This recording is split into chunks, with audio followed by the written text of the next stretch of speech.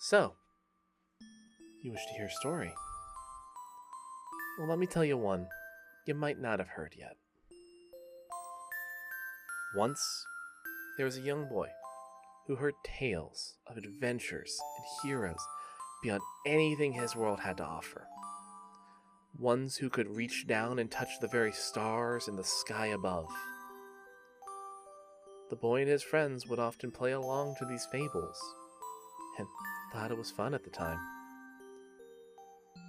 But, as time passed, the other children grew bored of the idea, or of the boy. It was hard to tell, but the idea of exploring never grew old to that boy. The boy always wished to explore, to adventure, and the adults were luckily encouraging to him. "You must be a good swordsman to be a good adventurer," one adult would say. "You must be a swift runner to be a good adventurer," another adult would say. The boy, as far as he knew, was ready for whatever he thought would happen as he went out to adventure.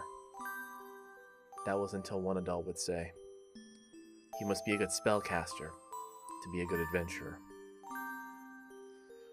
The boy tried his best to cast a fire spell, but when it came time to let loose the flame, the boy had learned he couldn't use magic as others could.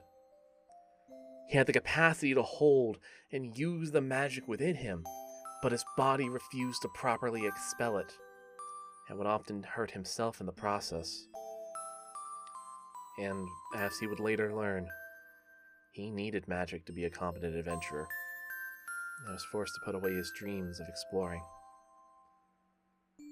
However, as the years rolled on, that dream still burned bright in the boy, as no matter how much older he got, those same stars that lit up the night sky still burned bright as much as his dream.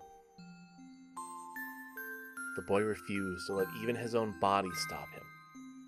He found ways to use his magic in such small bursts and so quickly that he managed to make his body move and work in ways that he could choose however.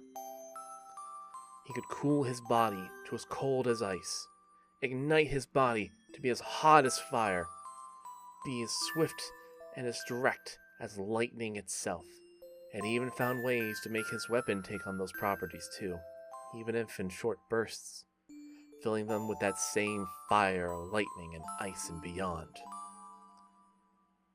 He never gave up on the dream, and it seemed like the very stars above saw the boy's efforts and wanted to give him the opportunity that he also wished for. One night, the boy watched a shooting star streak on by, and it seemingly showed him to an old sword, one that had long since passed its glory days. But despite its looks, it seemed to call to him. The boy began to pull at the sword, trying to wrench it from the earth, remove it from its resting place, and the blade seemed to awaken and let itself loose.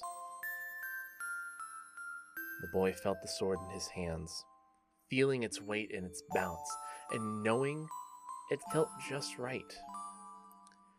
He went to give it a swing, and in doing so, he carved open a rift in the dimensions in front of him. The boy saw things in that rift beyond his world. He saw places and people that he only thought existed in stories and in fables. He reached forward to the rift to look closer, and he felt his hand pass through it. He pulled back, recoiling at the feeling of passing over to another world over his hand. It felt real and was within reach. The boy knew that he might not get this opportunity ever again, and he charged forward towards his dream. The boy's wish was granted. His dream of exploring and adventuring was made manifest. He traveled worlds that seemed beyond anything he could have imagined, and even the space between the worlds too.